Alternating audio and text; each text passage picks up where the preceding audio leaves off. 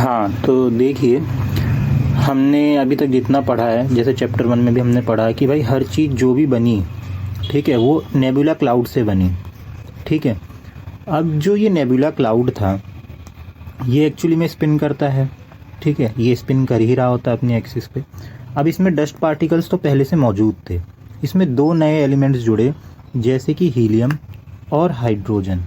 अब ये स्पिन कर ही रहा था, और जब इसमें 2 नई चीज़ें जुड़ी तो दिक्कत क्या हुई कि जैसे जैसे मास इंक्रीज़ होगा वैसे वैसे ग्रेविटी भी इंक्रीज़ होगी, ठीक है।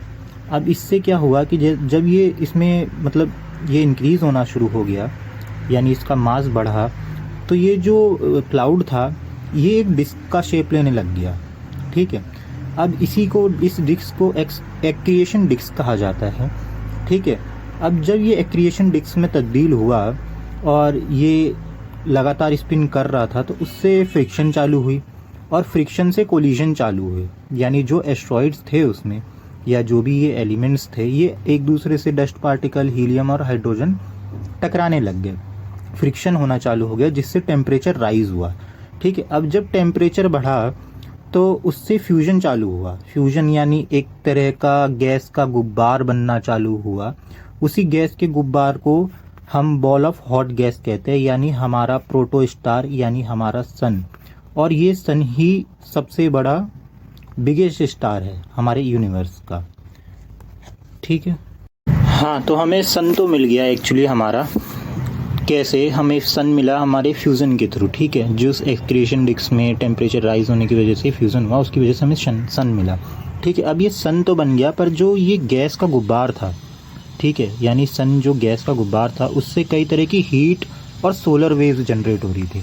उससे क्या हुआ कि जो हीट और सोलर वेव्स जनरेट हो रही थी, उसने जो बाकी बची हुई गैसेस थी, या जो भी एलिमेंट्स या सब्सटेंसेस इसके उस एक्रिएशन डिस्क में थे, उनको बाहर की तरफ फेंकना शुरू कर दिया, ठीक है। यानी उस हीट और सोलर वेव्स ने जो बाकी बचे हुए एलिमेंट्स थे उन्हें थोड़ा बाहर की तरफ पुश किया, ठीक है। अब इसका फ़र्क कैसे पड़ता चलता है कि जैसे आप पीरियोडिक टेबल्स देखेंगे, ठीक है, जिसमें जैसे आप हाइड्रोजन देखेंगे तो वो बहुत लो डेंसिटी का है, ठीक है। और ऐसे ही आप उसमें देखेंगे कि बाकी एलिमेंट्स उससे हाई डेंसिटी के हैं, यानी इनके वजन में फ़र्क है, ठीक है। तो जब सोलर वेव्स आई होंगी तो उन वेव्स ने जो सबसे हल्के सब्सटेंस होंगे उनसे उतना दूर फेंका होगा, और जो जितने भारी होंगे वो ज़्यादा दूर नहीं जा पाए होंगे। अब इसी ट्रैवल रेशियो को देखते हुए अगर आप देखेंगे जो हमारे प्लैनेट्स हैं, एक्चुअली में समझिए कि जैसे ये सन है, ठीक है, ये हमारा सूरज है, ठीक है। अब जितने भी रॉकी प्लैनेट्स हैं वो बहुत पास में, जैसे सबसे हैवी डेंसिटी में मरकरी है, ठीक है। अब मरकरी सबसे पास में है, फिर वीनस, फिर अर्थ, फिर मार्स। अब इनकी डेंसिटी सेम नहीं है, इनकी डेंसिटी एकदम मतलब क्रम संख्या में लगी हुई चीज़ें हैं, ठीक है। और जो जितने प्लैनेट्स हल्के थे, जो गैस के बने हुए हैं, जो गैस जाइंट्स हैं, वो एक्चुअली उतने ही दूर फेंके गए। जैसे मरकरी एक्चुअली में रॉकी टेरेस्ट्रियल प्लैनेट है, ठीक है, उससे हल्का थोड़ा वेनस है, वीनस से थोड़ा और हल्का अर्थ है, अर्थ से थोड़ा और हल्का मार्स है। फिर जुपिटर, सैटर्न, यूरेनस और नेपट्यून, ये तो गैस जाइंट्स हैं, सबको पता। हाँ, तो यहाँ तक हमें सन और हमारा सोलर सिस्टम दोनों मिल चुका है, ठीक है। अब कॉमन सी बात है कि भैया स्टार पहले ही आया हुआ, क्योंकि सन एक स्टार था, प्रोटो स्टार, और ये सबसे पहले आया था, उसके बाद ही प्लैनेट्स बनने शुरू हुए, ठीक है। अब ये एक बेसिक सी चीज़ है याद रखने वाली। अब मेन चीज़ ये थी कि भैया जो भी हमारे प्रोटो प्लैनेट्स बने थे, जितने भी हमारे प्लैनेट्स बने थे, ठीक है, वो सब सेम नेबुला क्लाउड से बने थे, तो उनकी कुछ ना कुछ चीज़ें भी सेम होंगी। तो अब उनकी चीज़ें क्या क्या सेम थी, जैसे कि आप देखते हैं तो वो जितना भी ट्रैवल करते हैं, यानी जिस भी डायरेक्शन में ट्रैवल करते हैं वो सेम होती है, ठीक है। जिस भी वो डायरेक्शन में घूमेंगे, चाहे वो कोई भी प्लेनेट हो, वो सेम होगा, ठीक है। और वो डायरेक्शन क्या होगी? वो डायरेक्शन होगी सन की, यानी सन जिस डायरेक्शन में घूम रहा है सारे प्लैनेट्स भी उसी डायरेक्शन में अपना मूवमेंट करते हैं, ठीक है। और वो भी सेम प्लेन में, ठीक है। जैसे अब वहाँ पे स्पेस में प्लेन्स अलग अलग होती हैं, तो जिस प्लेन में आपका सन होगा उसी प्लेन में बाकी प्लैनेट्स भी आपके मूवमेंट कर रहे होंगे, ठीक है।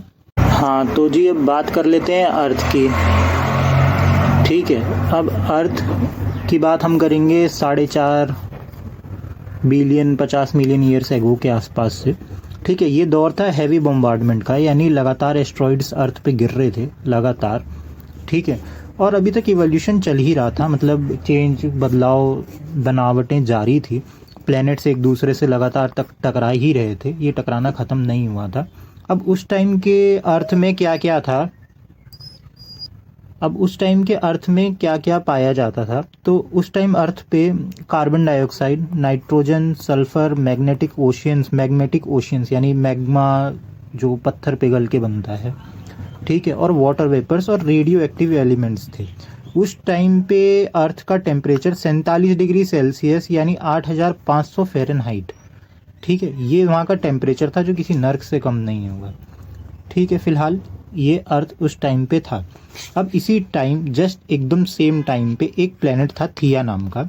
ठीक है, क्योंकि जब ये बना होगा अर्थ तो सिर्फ कुछ 8-9 नहीं बने, बहुत सारे बने होंगे ना, यानी कई सारे डमी प्लैनेट्स बने जो आपस में टकरा के या तो ख़त्म हो गए या एस्ट्रॉइड बेल्ट में बदल गए या दूसरे प्लैनेट्स को बनने में, बड़ा बनने में मदद करी। ठीक है, सेम चीज़ एक प्लैनेट था थिया, ये कैलेस्टियल बॉडीज़ बन गए। ठीक है, जैसे हमारा प्लैनेट थिया था। ठीक है, अब ये कोलाइड हुआ अर्थ से। ठीक है, फिर जब ये अर्थ से टकराया उस टाइम पे, तो ये अर्थ से टकरा के इसकी ही ग्रेविटी के फोर्स में फंस के इसके चक्कर मारने लग गया। ठीक है, जिस तरह से हमें मिला हमारा चांद। हाँ, तो इंसानों तक सबसे पहले सोलर नेबुला हाइपोथेसिस यानी सौर नेबुला सिद्धांत लाने वाला बंदे का नाम था इमैनुअल कांत।